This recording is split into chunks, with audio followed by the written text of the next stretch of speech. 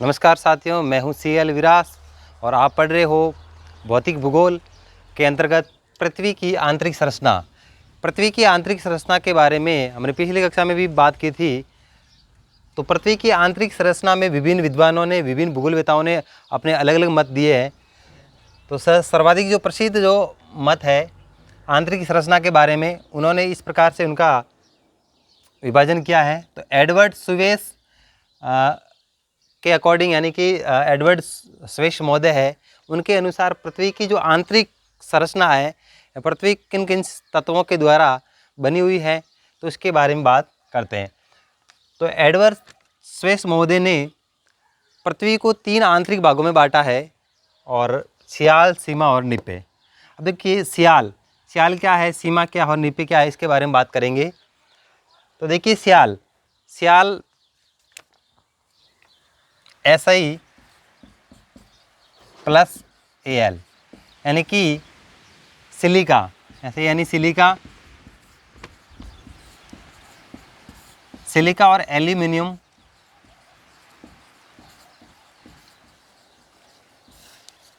तो जो पृथ्वी की जो ऊपरी परत है वो सियाल है, और सियाल है वो सिलिका और एल्यूमिनियम इन दोनों ही धातुओं से मिलकर के बनी है।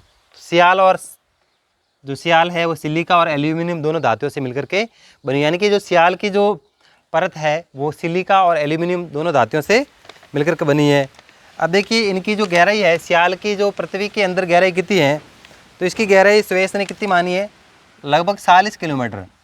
यानी कि हमारे पृथ्वी की आंतरिक संरचना के बारे में बात करें तो जो सियाल की जो गहराई है वो स्वेस महोदय ने 40 किलोमीटर तक मानी है। 40 किलोमीटर से 30 किलोमीटर, यहाँ 30 से 40 लिख दो, 30 से 40 किलोमीटर तक मानी है। तो देखिए सियाल की जो गहराई है वो 30 से 40 किलोमीटर के मध्य मानी गई है। अब देखिए यहाँ अम्लीय पदार्थों की क्या है, बहुतायत है, अधिकता है। यहाँ पर अम्लीय पदार्थ यानी कि जो एसिडिक वाले पदार्थ हैं, अम्लीय पदार्थों की यहाँ पर क्या है, अधिकता है, बहुतायता है। यानी कि जो इस परत के अंतर्गत जो अम्लीय पदार्थ हैं वो अधिक पाए जाते हैं। और आगे बात करें सियाल के अंतर्गत, तो यहाँ अधिक श्यानता वाला पदार्थ बना हुआ है, यानी कि जो यहाँ पर है वो अधिक श्यानता क्या होता है, देखिए जो गाढ़ापन होता है उसको श्यानता कहते हैं। यानी कि जो सियाल के अंतर्गत जो पदार्थ होते हैं वो क्या होते हैं, गाढ़े होते हैं, उसको श्यानता कहते हैं। तो यहाँ पर जो पाए जाने वाले जो पदार्थ होते हैं वो क्या है, वो गाढ़े पदार्थ होते हैं। जैसे आपने शहद, जैसे मधुमक्खी शहद बनाती है ना, तो शहद जैसे आप नीचे उसको टपकाते हैं तो उसकी देखिए श्यानता होती है, यानी कि वो तरल होती है, लेकिन इतनी तरलता नहीं होती सीधी वो ज़मीन पर गिरे और ऐसे बूंद के रूप में गिरेगी, तो वो श्यानता होती है। तो सियाल के अंतर्गत जो पदार्थ पाए जाते हैं वो अधिक श्यानता वाले होते हैं, श्यानता से निर्मित होते हैं। और बात करें तो आगे इन्होंने ये बताया है स्वेस महोदय ने कि इसका जो औसत घनत्व है वो 2.7 से 3। तो देखिए जो इनका घनत्व है, तो घनत्व के बारे में बात करें तो 2.7 से 3 ग्राम सेंटीमीटर क्यूब माना जाता है। तो देखिए जो इनका जो घनत्व है 2.7 से 3.0 के बीच में माना जाता है। तो देखिए सियाल जो परत है उसका घनत्व है वो 2.7 से 3.0 के मध्य पाया जाता है। और देखिए स्वेस महोदय ने सियाल परत के बारे में क्या बताया, महाद्वीपीय भाग इसी से निर्मित मानी जाती हैं। जो महाद्वीपीय भाग है वो इसी से निर्मित माना जाता है, यानी कि जो पृथ्वी पर जो महाद्वीप है, तो महाद्वीप है वो कौन सी परत पर भाई पाया जाता है, तो सियाल परत पर, जो सियाल जो परत है उस पर महाद्वीपीय जो विभिन्न प्रकार के जो महाद्वीप है वो महाद्वीप इस पर पाए जाते हैं। ठीक है, सियाल पर्वत पर, ये ध्यान रखोगे आप। महाद्वीपीय, ये परीक्षा में प्रश्न बन सकता है, महाद्वीप है वो कौन सी परत के अंतर्गत पाए जाते हैं, तो वो है सियाल के अंतर्गत। ठीक है, तो सियाल के बारे में हमने बात की। अब अगली जो परत है सुरेश महोदय के अकॉर्डिंग वो है आपकी सीमा। अब देखिए सीमा नाम से आप जानते हो SI यानी कि सिलिका प्लस Mg सीमा। तो देखिए सिलिका और मैग्नीशियम इन दोनों ही पदार्थों से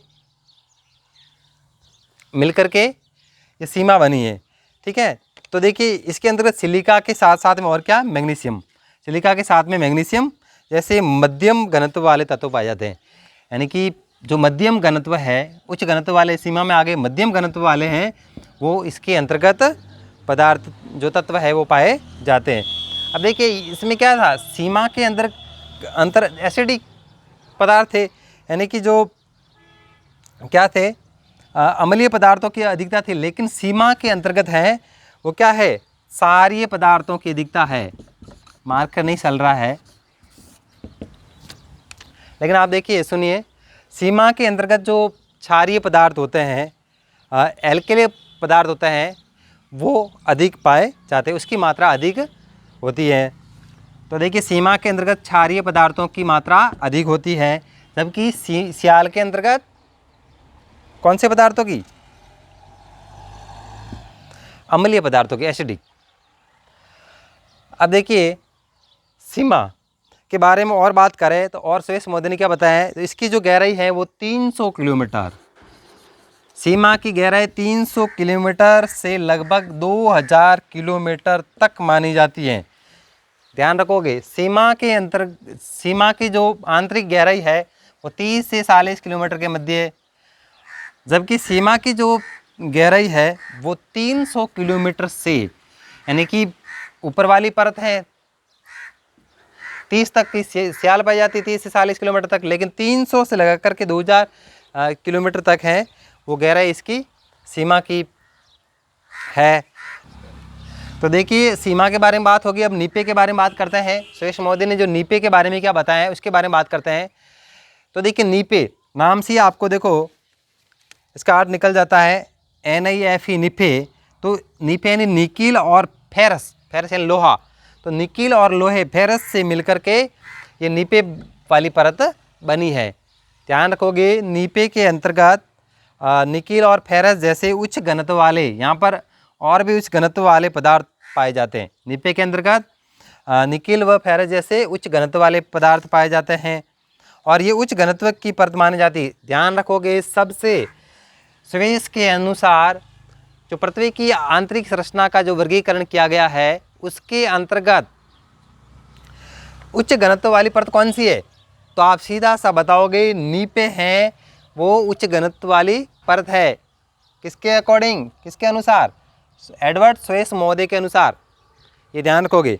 और वो कितनी है, 10 से लगा करके 13 ग्राम सेंटीमीटर क्यूब। देखिए जो नीपे की जो घनत्व है वो 10 से लगा करके 13 ग्राम अपॉन सेंटीमीटर क्यूब, ये नीपे का क्या है, घनत्व है। और सर्वाधिक घनत्व सुरेश के वर्गीकरण के अकॉर्डिंग किसका, कौन सी परत का है, नीपे का है। इस बात का ध्यान रखोगे। और इसकी जो गहराई है वो 2000 किलोमीटर से पृथ्वी के केंद्र तक है। तो देखिए 2000 किलोमीटर से लगा करके पृथ्वी की 2000 किलोमीटर से लगा करके पृथ्वी की गहराई तक, केंद्र जो पृथ्वी का केंद्र है वहाँ तक इसकी क्या है, गहराई है। तो ध्यान रखो कि सर्वाधिक गहराई नीपे की है 2000 किलोमीटर से पृथ्वी के केंद्र तक। अब देखिए ये तो सुरेश महोदय के द्वारा वर्गीकरण हो गया सियाल, सीमा और नीपे का। अब देखिए पृथ्वी की आंतरिक संरचना की आधुनिक मत क्या है, उस आधुनिक मत के बारे में हम बात कर रहे हैं।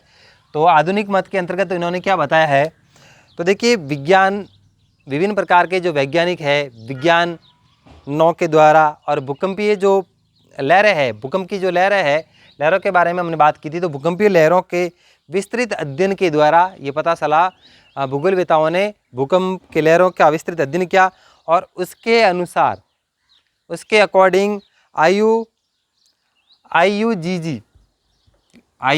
यानी कि international union of geodesy and geographic, तो उस संस्था के द्वारा क्या हुआ, पृथ्वी की आंतरिक संरचना के नवीनतम जो तथ्य प्रस्तुत किए हैं वो कौन कौन से तथ्य हैं।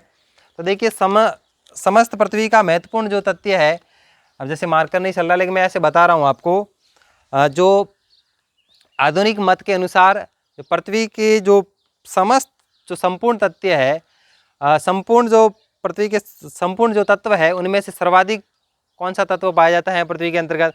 तो देखिए पृथ्वी के अंतर्गत सर्वाधिक कौन सी धातु पाई जाती, कौन सा तत्व पाया जाता है? तो देखिए लोहा है। लोहा है वो पृथ्वी के अंतर्गत सर्वाधिक पाया जाता है। देखिए आपने यहाँ पे देखो पढ़ा था स्वेस के वर्गीकरण में भी क्या नीपे हैं, और नीपे के अंदर निकिल और फेरस दोनों तत्वों से मिलकर के बना है। तो और इसका देखो घनत्व भी ज़्यादा बता रहे हैं, गहराई भी ज़्यादा है। तो सीधी सी बात है जो फेरस है, लोहा है, वो पृथ्वी के अंतर्गत सर्वाधिक मात्रा में पाया जाता है और 35.5% यानी कि 35.5% तक पृथ्वी के अंतर्गत लोहा पाया जाता है। अब देखिए उसके बाद में अगले तत्व की बात करें तो देखिए जो ऑक्सीजन है, तो हमारी पृथ्वी पर लोहे के बाद में जो ऑक्सीजन है वो 3.0 यानी कि 30% ऑक्सीजन हमारी पृथ्वी पर विद्यमान है। अब देखिए अगली बात करें तत्व की, तो जो सिलिकन है, तो सिलिका है, उसका जो परसेंटेज है वो तीसरे नंबर पे है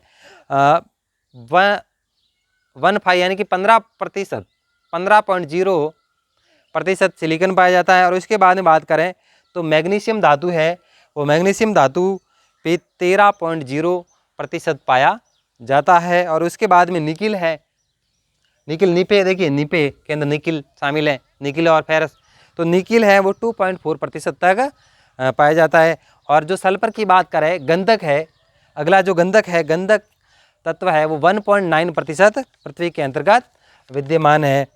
अब देखिए क्रस्ट में पृथ्वी के ऊपरी सतह के महत्वपूर्ण तत्व, अब क्रस्ट है यानी कि जो ऊपरी भाग है, जो पृथ्वी का जो ऊपरी भाग है वो क्रस्ट कहलाता है। तो क्रस्ट पर जो तत्व है वो कितने हैं, कितनी मात्रा में है, उसके बारे में बात करते हैं। तो क्रस्ट में यानी कि पृथ्वी के, क्रस्ट का अर्थ होता है पृथ्वी का जो ऊपरी भाग है उसको क्रस्ट कहा जाता है।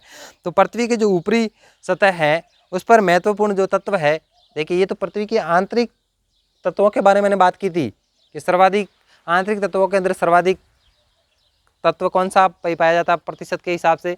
तो लोहा कितना 3.5%, और ऑक्सीजन उसके बाद में 3.0%, सॉरी 30.0%। अब देखिए मैंने क्रस्ट की बात करा हूँ, यानी पृथ्वी के जो ऊपरी सतह है उस पर महत्वपूर्ण तत्व कौन कौन से पाए जाते हैं? तो उसमें देखिए यहाँ से इम्पोर्टेंट सवाल बनेगा कंपटीशन के एग्जाम के अंतर्गत, यानी कि समस्त पृथ्वी के महत्वपूर्ण तत्वों में से सर्वाधिक पाया जाने वाला तत्व कौन सा है? समस्त पृथ्वी का कहे तो आपको कौन सा बताना है? लोहा।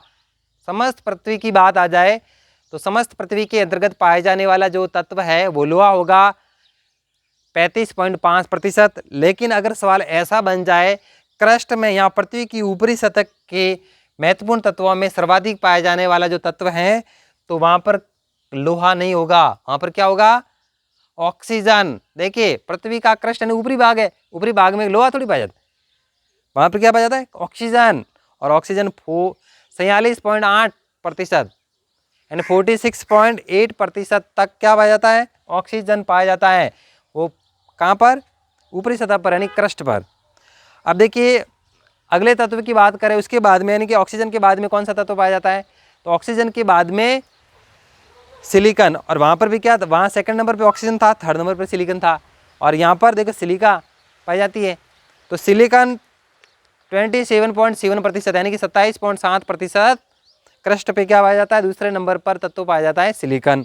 और उसके बाद में आगे बात करें तो एल्यूमिनियम है, और एल्यूमिनियम तीसरे नंबर पर ऊपरी पृथ्वी की ऊपरी सतह पर पाए जाने वाला महत्वपूर्ण तत्व है, और उसका प्रतिशत है 8.1%।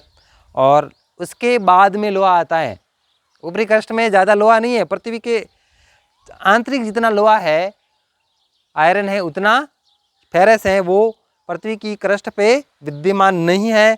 और लोहा है वो पृथ्वी के ऊपरी क्रस्ट पर 5.0 यानी 5.0% तक पाया जाता है।